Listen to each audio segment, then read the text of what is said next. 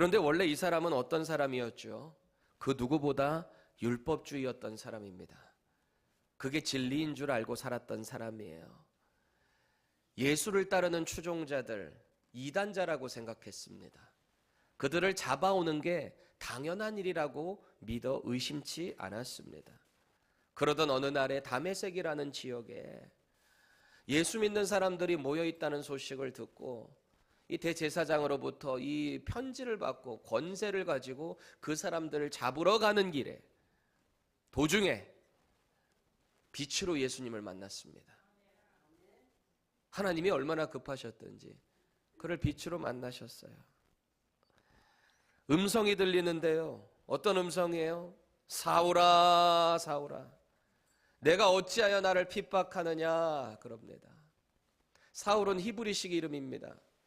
바울은 이방식 이름, 로마식 이름이에요. 이 사울이라는 이름을 딱 들었을 때 분명히 보이지는 않는데 빛은 너무 강렬하고 그 자리에서 꼬꾸라져 버렸습니다. 그리고 되물었어요. 주여, 누구십니까? 질문을 했습니다. 주님이 답변을 하세요. 나는 네가 박해하는 예수다. 그 인생의 송두리째 뒤집어졌어요. 자기는 지금 이단자들 척결하러 가는 길이에요. 그 사람들 잡으러 가는 길이에요. 그게 하나님이 기뻐하시는 일이라고 믿어왔어요. 그런데 그 음성을 듣고 예수님을 빛으로 만난 순간 그 인생이 송두리째 뽑혀버렸어요. 180도 바뀌어버렸어요.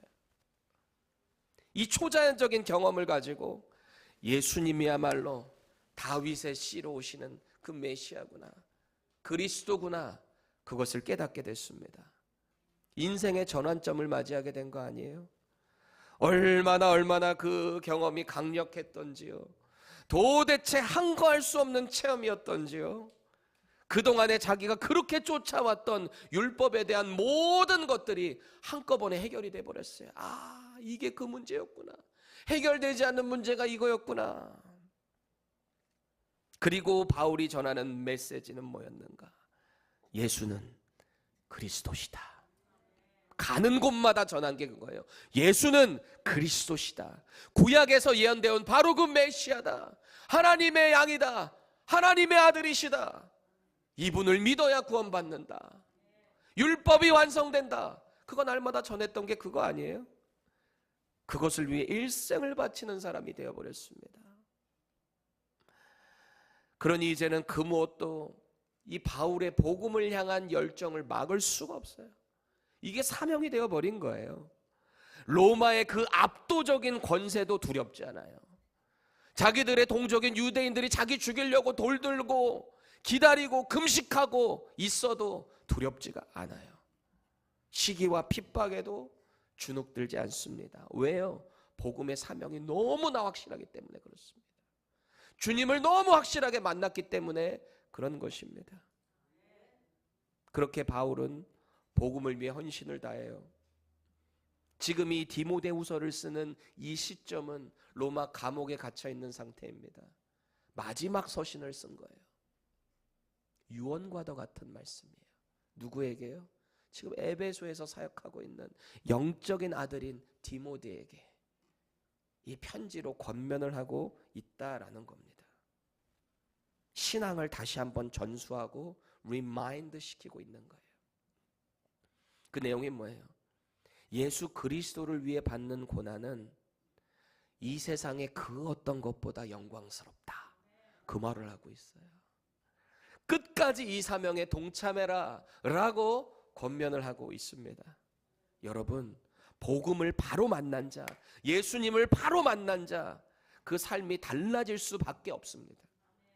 여러분, 예수님 만나셨습니까? 복음을 소유하고 계십니까? 그 삶이 달라지셔야 돼요. 자신을 점검해 보셔야 돼요. 내가 이 예수의 복음으로 얼마나 달라졌지? 내 삶이 얼마나 달라졌지? 나는 이 예수의 복음으로 얼마만큼의 복음의 사명을 잘 감당하고 있지? 점검해 보셔야 돼요. 오늘 말씀이 그것을 우리에게 도전하고 있습니다. 아까 여러분 영상으로 보셨다시피 저는 이번에 2월 마지막 주에 2월 마지막 주에 가지고 3월 중에 갔다 왔군요. 7박 8일을 튀르키예 비전 트립을 다녀왔습니다. 사실은 이 영상에 담기지 못한 내용이 훨씬 많아요. 아까 이즈미르라고 하는 곳이 서머나 교회거든요. 거기에 폴리캅이, 제가 예전에 한번 예화로 썼죠. 감독으로 끝까지 화형으로 순교하신 그 기념교회가 있어요. 그래서 제가 그 밖에서 이렇게 찍고 참 많이 찍었더라고요, 영상을. 왜냐하면 제가 여러분들에게 이 선교 현장을 어떻게든 같이 공유하고 싶어서 리포터처럼 가는 곳마다 이곳은 어디입니다, 이곳은 어디입니다. 제가 영상을 카운트를 어제 해보니까 129개 영상을 찍어왔더라고요, 제가. 근데 이거 여기 다 했다가는 여러분 오늘 설교 못 듣지. 한 3-4시간 돼야 될 테니까. 우리 오전도사님도 그거 일일이 듣고 이렇게 장소 위주로만 좀 해달라고 그랬어요. 진짜 영상은 내년 2월 말에 갈 겁니다. 8박 9일로 갈 거예요. 그래서 그때는 우리 고프로 그거 뭐 카메라도 좀 새로 사가지고 제대로 영상 하나 제작해 보려고 그래요. 한 1시간 넘는 걸로 해가지고. 이스탄불부터 시작해가지고 소아시아 7교회, 골로새, 히에라폴리스부터 시작해서 이 튀르키예라는 땅 자체가 이 동로마 비잔틴 제국의 흔적이 그대로 남아있고요. 오스만 제국의 흔적들이 남아있는데요. 거기 성경의 흔적들이 얼마나 많은지 몰라요. 여러분들이 정말 마음으로 기도하면서 함께 하면 좋겠어요. 8주 훈련 받고 갈 겁니다, 여러분. 이게 선교이기 때문에 여러분 마음으로도 준비하시는데 체력적으로도 잘 준비하셔야 돼요. 아까 현지 교회에서 여러분들은 이게 모자이크로 갔지만, 왜냐하면 이분들이 튀르키예는 유일하게 그 중동 접견 그 나라 중에서 종교의 자유가 있는 곳입니다. 법적으로. 그런데 여전히 무슬림이기 때문에 이게 나오게 되면은 또 어떤 역차별, 또 어려움이 있다라고 그래요. 그래서 꺼린다고 그래서 그렇게 하긴 했는데, 우리가 가는 곳은 이즈미르 현지교회와 이 이스탄불에 있는 현지교회, 이 2개 교회를 섬기고 동역하기 위해 가는 겁니다. 거기에 우리 성지순례가 같이 낄 거예요. 은혜 받고 도전 받고 그러고 돌아오려고 합니다. 여러분, 제가 특별히 소아시아 7교회 중에서 제 마음에 가장 아프고 가장 인상 깊었던 곳은 단연 에베소였습니다. 에베소 교회. 요한복음 2장 3장에 예수님께서 사도 요한에게 소아시아 7교회에 대한 책망을 하시잖아요. 또 칭찬도 2개를 하시죠. 서머나 교회, 빌라델비아, 요 2개는 칭찬을 받아요. 나머지는 다 책망받아요. 그 가장 첫 번째로 언급되는 교회가 어디예요? 에베소 교회입니다. 에베소 교회가 얼마나 중요한 지역이었습니까? 사도 바울이 2차 선교여행 가장 마지막에 아시아 지역에 방문했던 곳 에베소입니다. 3차 선교여행을 떠날 때 여기가 중심지구나. 에베소에서 근 3년을 머물면서 핵심 지역으로 그곳에서 복음을 전합니다. 두란노 서원에서 말씀을 가르치며 아시아 지역에 있는 많은 사람들이 이곳으로 몰릴 수밖에 없어요. 왜? 당시에 가장 큰 도시가 에베소였거든요. 그렇게 들은 사람들이 골로새 지역을 가서 교회가 개척되고 히에라폴리스에 개척이 되고 그런 교회들이 다 생겨난 겁니다. 사도 요한이 마지막 생애를 다하기까지 이 에베소 지역에 있었어요. 에베소에 가면은 예수님의 어머니 마리아의 묘지도 있어요. 예수님이 십자가상에서 사도 요한에게 뭐라 그래요? 보라, 내 어머니다. 섬기라는 얘기잖아요. 끝까지 그 말씀에 순종하며 마리아를 모셨다라는 흔적들이 거기 있어요. 기념교회도 있고요. 그런데 웬걸요? 한때 이 복음이 중심적이었고 이 복음으로 엄청난 역사가 일어났던 그 장소에 지금은 복음의 흔적들이 별로 없어요. 사도행전 19장 10절 우리 같이 한번 읽어볼까요? 시작. 2해 동안 이같이 하니 아시아에 사는 자는 유대인이나 헬라인이나 다 주의 말씀을 듣더라. 두란노 서원에서만 2년 가서 회당 돌면서 6개월 하면은 거의 3년이 되거든요. 특별히 말씀에 집중을 하며 복음을 전했더니 어디서요? 에베소 지역에서. 그 아시아 지역에 사는 대부분의 많은 사람들이 다 복음을 들었다는 거예요. 여러분, 여기서 이 아시아는 우리가 알고 있는 한국, 중국, 일본 이 아시아 땅이 아니에요. 대륙이 아니에요. 튀르키예 땅 가운데 아시아 지역이 있어요. 거기에 있는 교회들이 7교회인 거예요. 우리 한국 그거 생각하면 안 돼요. 얼마나 복음이 왕성하게 선포가 됐었는지. 에베소로 사람들이 다 몰려왔다가 복음 듣고 다 그 강론 듣고 나가서 개척이 되고 그 가운데 복음의 능력들이 나타났었단 말이에요. 근데 지금의 에베소는 어떤가? 이 성경적인 역사가 있는 장소들임에도 불구하고 복음의 생명력이 하나도 없어요. 제가 그게 참 마음이 아프더라고요. 전 세계에서 투어리스트들이 다 여기로 와요. 중국 사람, 일본 사람, 유럽에 있는 모든 사람들이 여기서 이 흔적 보겠다고 얼마나 많이 오던지요. 에베소 하면 또 여러분 잘 알고 있는 7대 불가사의 중에 하나, 아르테미스 신전이 여기 있어요. 우리 성경에는 아데미 신전. 풍요의 신. 우상이죠. 사람이 만든 신이죠. 그 신전을 기념해서 지은 게 예수님 오시기 기원전 6세기에 지은 아르테미스 신전이 거기에 있었어요. 근데 두 차례 방화로 뭐 다 무너지고 지진도 있었고 해서 기둥 큰 거 하나 남아 있습니다. 거기. 그거 보겠다고 사람들이 다 몰려들었어요. 이게 왜 불가사의냐면은 대리석으로 그때 당시에 그 건물을 지을 뿐만 아니라 이 기둥만 100개가 넘어요. 높은 고층이. 신전의 당시에 가장 큰 신전이었기 때문에. 야, 당시 기원전 6세기에 사람들이 이런 걸 어떻게 만들어내냐? 사람들이 그거 보러 몰려오는 거예요. 그 아데미 신전에 대한 것을 이렇게 3D로 해가지고 들어가면 음악도 나오고 쫙 그것도 영상을 찍어 놓은 게 있는데 모든 게 다 우상에 관련된 것만 쭉 나오지 마지막에 사도 바울이 소개가 되는데요. 여기에 예수의 복음을 전하는 바울이라는 사람이 이곳에 와서 복음을 전했더니 사람들이 우상을 버리고 하다가 소동이 일어나가지고 그랬다. 그냥 그렇게만 소개되고 끝나요. 바울에 대한 이야기는. 세속적이고 우상을 섬기는 현실 말이죠. 그 현장에서 제가 얼마나 이 대적 기도가 나오는지요. 속으로 기도를. 주님, 이곳에 있는 저 사람들이 예수님의 복음을 알게 해주세요. 이 땅의 세속주의가 무너지게 해주세요. 저 사람들이 이곳에 여행 왔지만 복음을 듣게 해주세요. 기도가 막 제 속에서 나오더라고요. 그리고 제 안에는 한 가지 질문이 남았어요. 복음의 영광이 떠난 자리에는 도대체 뭐가 남는 것인가? 복음의 영광이 떠난 자리에 무엇이 남는가? 이건 저와 여러분들의 삶의 자리에도 똑같이 적용되는 거 아니에요? 동시에 오늘 사도 바울이 로마 감옥에 갇힌 상태라 그랬죠. 이 디모데후서 마지막 서신입니다. 그의 노년에 죽음을 앞보고 있는 그 타이밍이에요.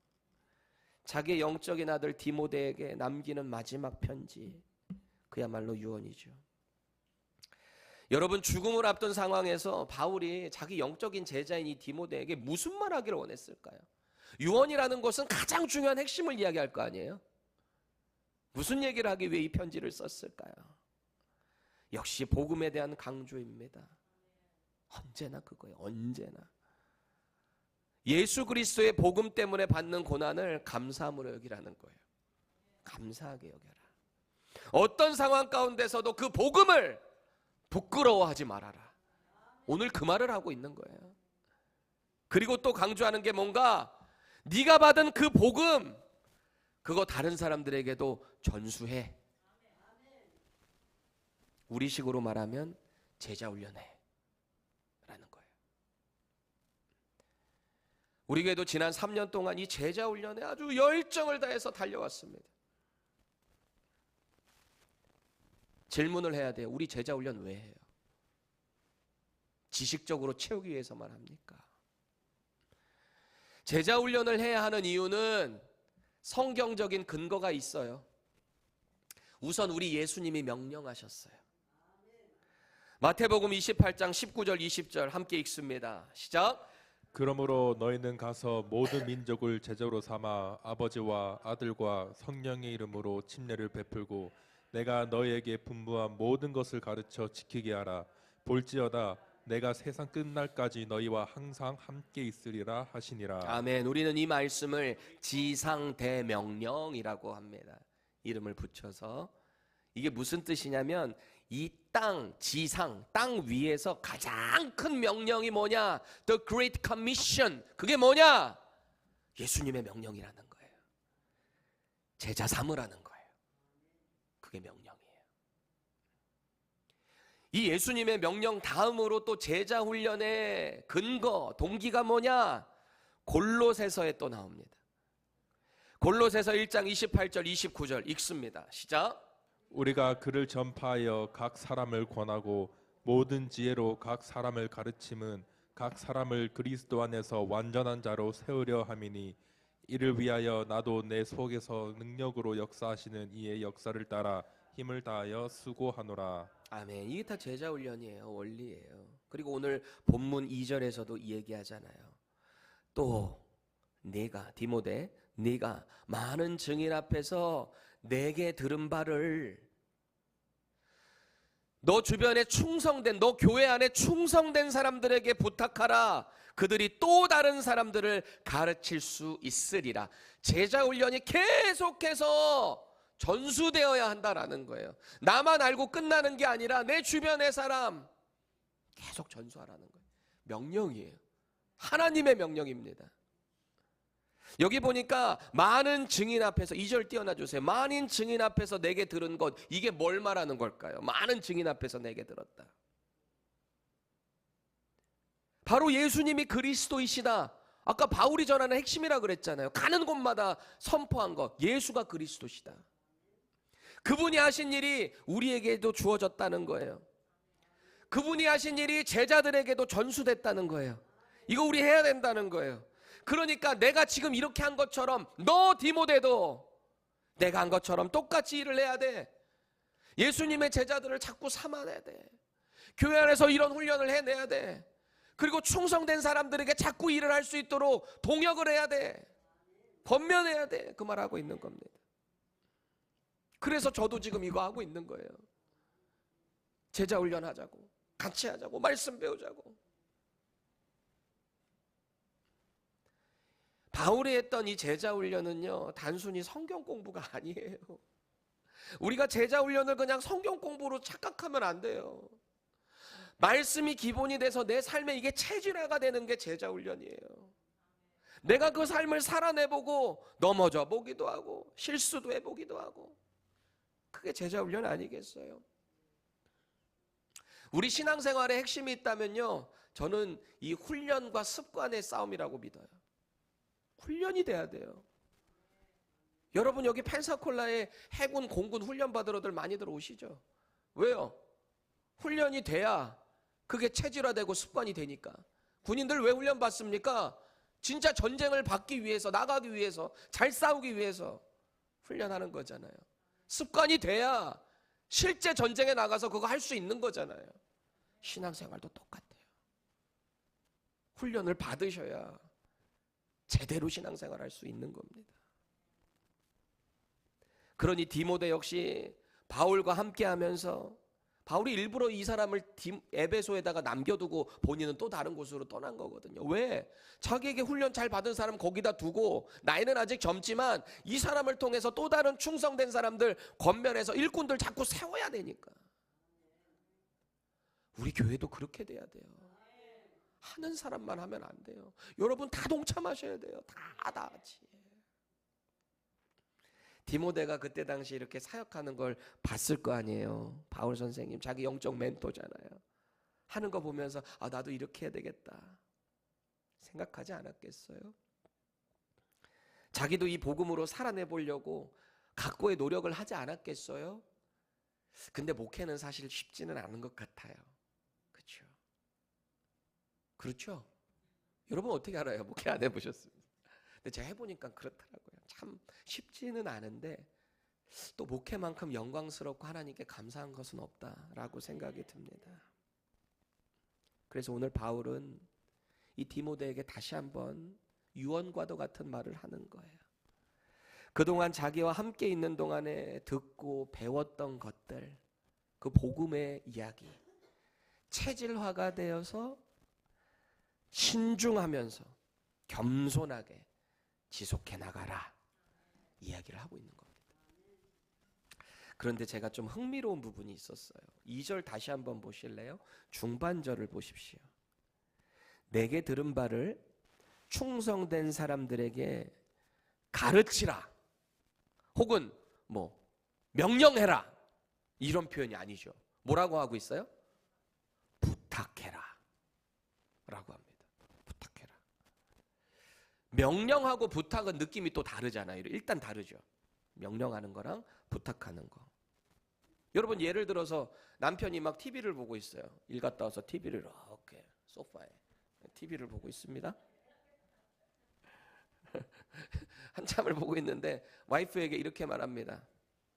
여보, 가서 물 좀 가지고 와. 기분 어떠실 것 같아요? 네, 여보. 이렇게 갖고 오는 사람 아마 제 아내밖에 없을 거예요. 여기서 아멘이 나오면 안 되는데, 저 제 아내한테 절대 그렇게 말하지 않습니다. 그냥 예를 들어서 한 말입니다. 여보, 미안한데 물 좀 갖다 줄 수 있을까? 이거 하고 여보, 가서 물 좀 가지고 와, 이건 다르잖아요, 느낌이. 또 예를 들어서 제가 우리 오동관 전도사님이나 우리 박윤선 전도사님한테, 전도사님 이거 가서 복사 좀 해와, 이거 하고, 전도사님 혹시 이거 좀 복사 좀 해줄 수 있을까요? 느낌이 다르죠. 물론 우리 전도사님들은 착해서 다 할 거예요. 다 할 거지만, 동역하지만 말을 제가 좀 많이 조심하려고 애를 써요. 왜냐면 저도 부사역자를 17년 했다 그랬잖아요. 그냥 얼마나 많은 경험들이 있었겠어요. 얼마나 많은 목사님들의 그런 것도 있었겠어요. 나는 이거 하지 말아야지, 이건 해야지. 그게 이렇게 다 돼서 지금 담임 목회를 하고 있습니다. 우리 전도사님들 만족하시죠? 둘 다 동그라미 이렇게 뒤에서 하셨습니다. 저는 이게 참 흥미로웠던 거예요.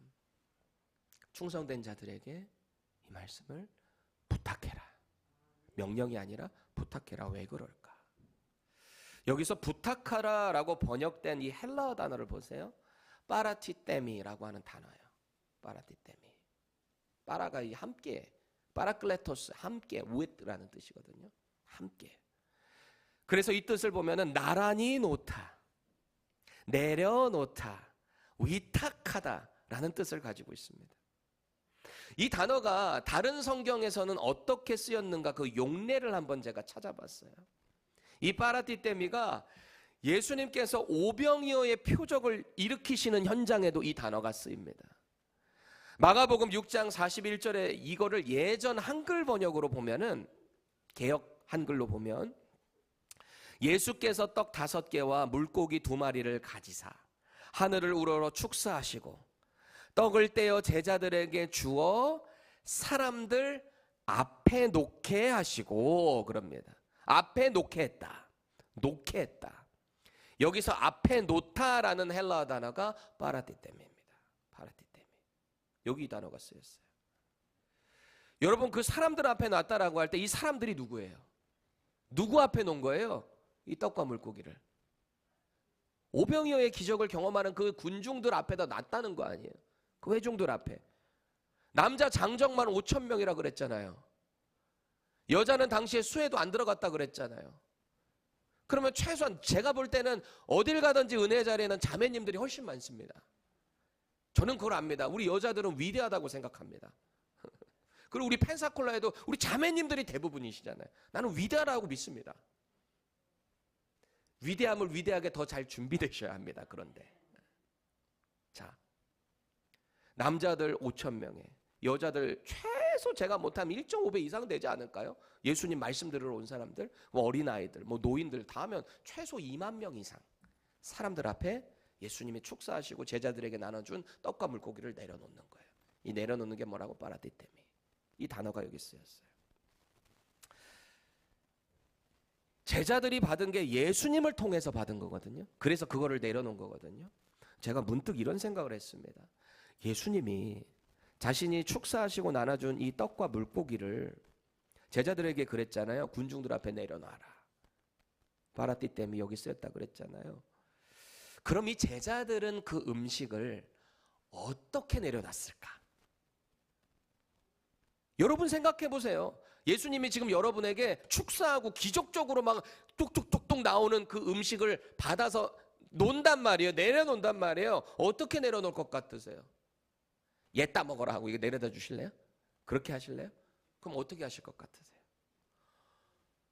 너무너무 신기한 초자연적인 현상의 음식이잖아요. 그거를 받아가지고 덜덜덜 떨면서 사람들 앞에서 아주 겸손하고 조심히 내려놓지 않았을까요? 왜? 자기 지금 쓰임받고 있는 거잖아요. 예수님께. 아니, 그렇잖아요. 눈으로 보면서도 믿을 수 없는 이 기적을 체험하면서 예수님께로부터 받은 그 음식을 사람들 앞에 두렵고 떨리는 마음으로 내려놨을 겁니다. 오늘 사도 바울이 디모데에게 그렇게 부탁하라는 거예요. 말씀을. 또 다른 용례를 찾아보니까 이 파라띠데미가요, 예수님이 십자가에서 숨지시면서 마지막으로 하나님을 향해 기도하는 장면에도 이 단어가 또 나와요. 누가복음 23장 46절입니다. 예수께서 큰 소리로 불러 이르시되 아버지 내 영혼을 아버지 손에 부탁하나이다. 여기 파라띠데미 어디 있을 것 같으세요? 어디 있을 것 같으세요? 눈치껏 금방 아시잖아요. 주님께 부탁합니다. 이 단어가 파라띠데미입니다. 자기네 영혼을, 자기 영혼을 하나님 아버지께 겸손하고 조심스럽게 위탁하고 계신 거예요. 사명을 다 이루시고 아버지 내 영혼을 주님께 부탁합니다. 파라띠데미. 그래서 이 단어가 위탁하다, 맡기다, entrust로 번역이 되는 겁니다. 이런 관점들을 종합해서 오늘 본문 2절을 다시 한번 보세요. 목회하면서 동역하는 충성된 사람들에게 파라띠데미, 그 말씀을 이렇게 잘 조심스럽게 겸손하게 내려놓고 위탁해라 라고 명령을 하는 겁니다. 이게 아무한테나 명령적으로 가르치라는 개념이 아니에요. 말씀 조금 안다고 누구한테 교만 떨면서 너는 모르지 나는 알아 이렇게 가르치라는 말이 아닙니다. 아닙니다. 충성되게 잘 준비된 사람들에게 겸손함으로 위탁해야 된다라는 거예요. 주께로부터 받은 이 신비한 하나님의 말씀을 능력으로 조심스럽게 내려놔라. 그리고 그 복음의 말씀이 잘 보존되고 계속해서 또 다른 사람들에게 전수될 수 있도록 entrust, 위탁해라. 이 유언을 하고 있는 거예요. 그런데 여기에서 우리가 주목해야 될 게 있습니다. 여러분, 리더, 교회 안에서 복음의 리더들에게 요구되는 게 뭘까요? 교회 안에서의 리더들에게 요구되는 게 뭘까요? 실력? 돈? 그냥 충성도? 뭐라고 생각하십니까? 오늘 사도 바울은 이런 말을 하는 거예요. 리더 됐습니까? 그러면 먼저 예수님의 좋은 병사로 고난을 받으세요. 예수 믿는 그 믿음 때문에 고난 받으세요. 기쁘게 받으세요. 지금 이 말을 하고 있는 겁니다. 지금 바울은요, 디모데에게만 고난 받으라고 하는 게 아니에요. 그렇죠? 바울 자신도 이미 그렇게 고난을 받고 있기 때문에 나와 동참하자. 복음을 위해 기꺼이 그 삶을 살아내자. 그 말을 하고 있는 겁니다. 마치 전쟁터에 나가는 장군이,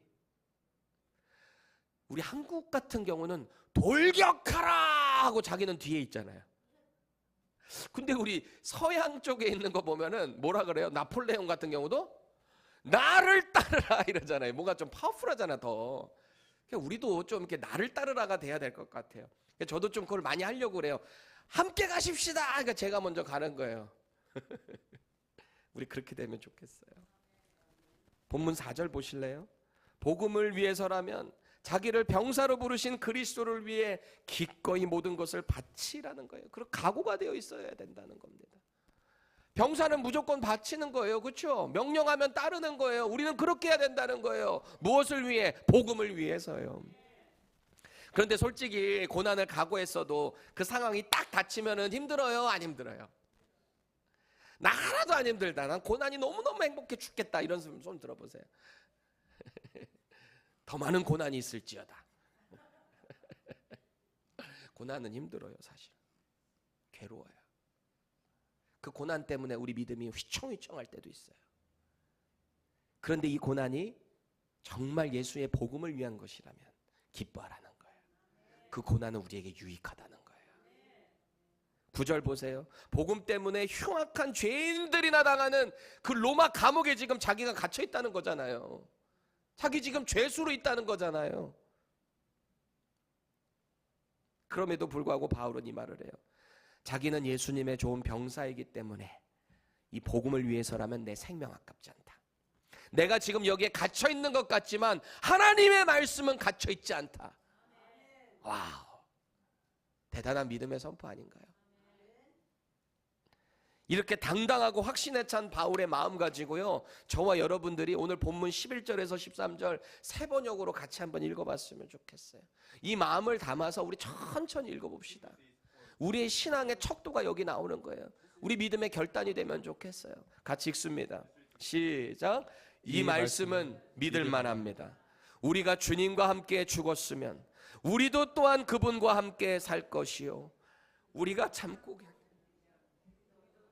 그분과 함께 다스릴 것이요, 우리가 그분을 부인하면 그분도 또한 우리를 부인할 것입니다.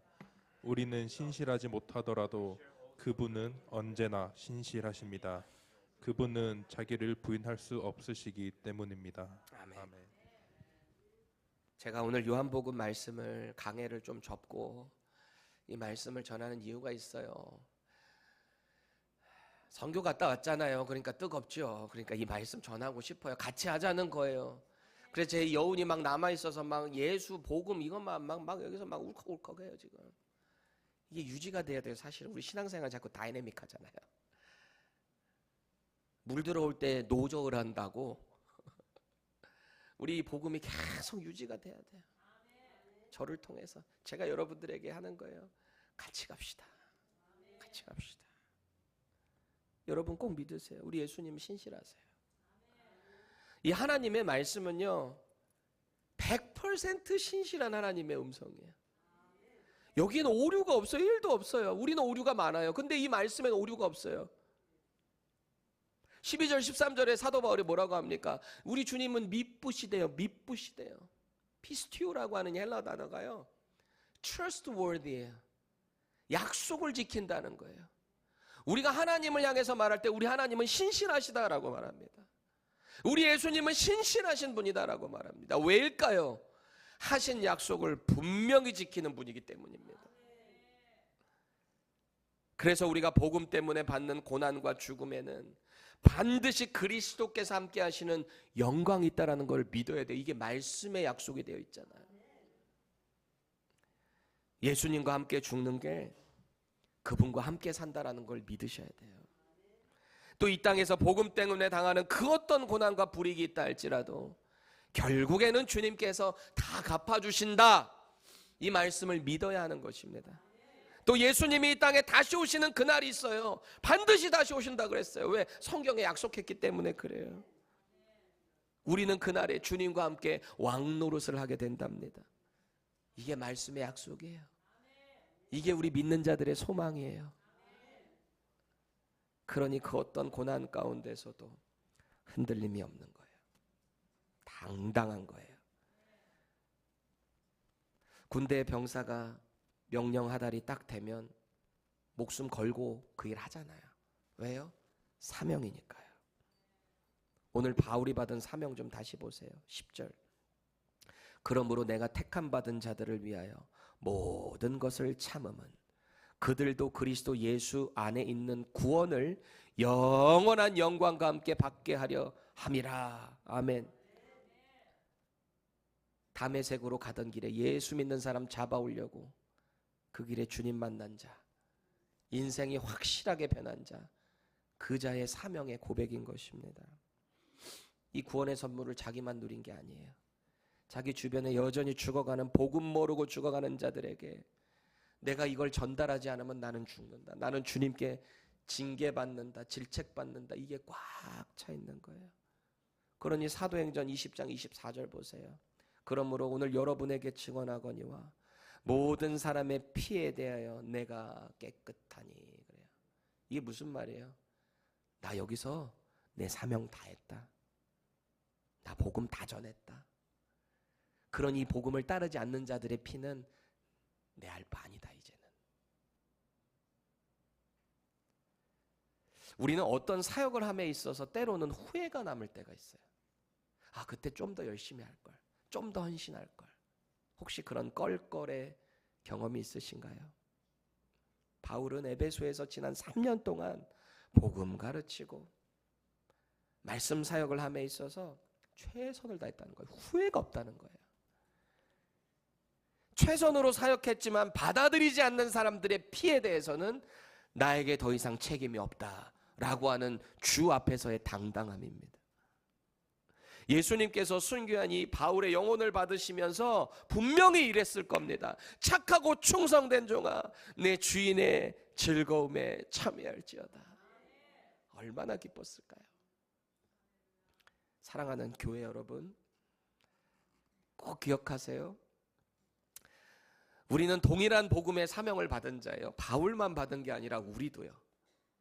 예수님 믿으세요? 경호 형제 예수님 믿으세요?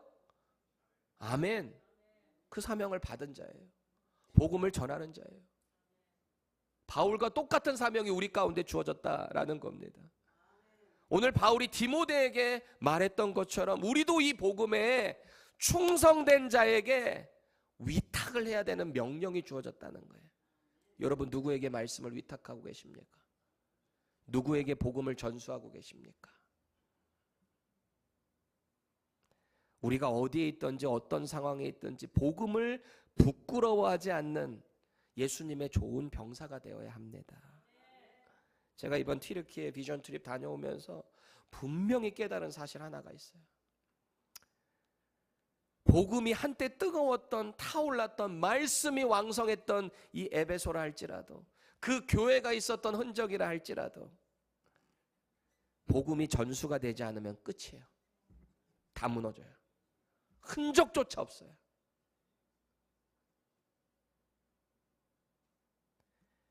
에베소가 어떤 데라 그랬어요? 바울이 그렇게 눈물로 사역하고 말씀 헌신했던 곳이라 그랬잖아요. 사도 요한이 끝까지 죽음 가운데서도 사명을 바라보며, 그 사도 요한의 지금 기념교회가 있는 그 언덕에서 저 에베소 지역을 바라보며 늘 기도를 했다라는 기록이 있대요. 안타까운 현실을 바라보며, 세속적인 것을 쫓아가는 그 세상을 바라보며 말이죠. 근데 지금 에베소에는 그 복음의 흔적이 없어요. 그저 무너진 기념교회 하나. 아까 영상에서도 여러분 보셨지만 그 기념교회 앞에 있는데 저 앞에 모스크들에서 계속, 그때 제가 라마잔 기간에 갔거든요. 내년에도 라마잔 때 갈 겁니다. 2027년 2월 마지막 주에 갈 겁니다. 8박 9일로. 그때도 라마잔입니다. 그래야 그때가 비수기입니다. 그 중동 사람들은 낮에 안 돌아다니니까. 얼마나 안타까운지요. 무슬림의 기도만 울려 퍼져요. 여러분, 이건 그들만의 얘기가 아니에요. 저와 여러분들의 모습이 될 수 있어요. 우리 교회의 이야기가 될 수도 있어요. 지금 우리가 서 있는 이 자리, 우리가 속한 교회 공동체, 우리가 살아가는 삶의 현장에서도 우리는 동일한 질문을 가져야 합니다. 내가 누리는 이 복음의 영광이 과연 우리 다음 세대에게도 잘 전달될 수 있을까? 나는 잘 전달하고 있나? 진지한 고민이 필요해요. 여러분들만 예수 믿고 천국 가면 끝이 아니에요. 복음은 전수하라는 사명이 주어졌잖아요. 어제 우리 재직들과 교사들이 5월 마지막 주에 있는 VBS Vacation Bible School 여름 성경학교를 위해 트레이닝을 다녀왔습니다. 얼마나 감사한지요. 제가 지금 복음에 막 뜨겁잖아요. 근데 올해 주제가 너무너무 마음에 들어요. illumination station이라는 주제를 가지고 뭐 조명 빛 스테이션 이게 뭐냐면 세상의 빛으로 오신 예수님을 밝히라 라는 주제예요. 그냥 정말 pure gospel이에요. 예수 세상의 빛이다. 그래서 어제 함께 선포하던 슬로건이 제 마음에 너무 막 탁탁탁탁 와닿더라고요. 여러분 한번 해보실래요? Jesus is the light. 크게 Jesus is the light. Is the light of the world. 이게 표예요. Jesus is the light of the world. 이러더라고요. 또 흥들은 있으셔가지고 여러분 하나님이 자꾸 우리 교회에 이 복음의 기회를 열어주시는 거예요. 튀르키예 선교, VBS, 한글 학교, 이 지역에 복음을 모르는 자들, 교회 공동체의 이 아름다운 복을 모르는 자들, 우리는 자꾸 이렇게 어프로치하며 그 복음을 전해야 한다라는 것입니다. 튀르키예 땅을 향한 선교의 문을 열어주셨어요. 우리가 그 일에 동역할 수 있는 길을 분명하게 보여주셨어요. 앞으로도 우리가 이 사역에 같은 마음을 가지고 동참할 때 하나님께서 다시 그 땅 가운데 복음의 씨를 왕성하게 확장시켜 주실 줄 믿습니다.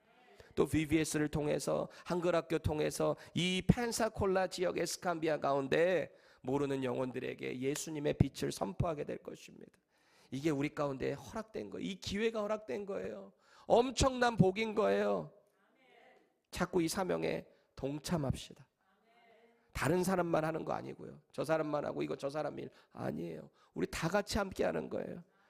바로 저와 여러분들이 이 사역의 위임자, entrusted person이라는 사실을 기억하시기 바랍니다.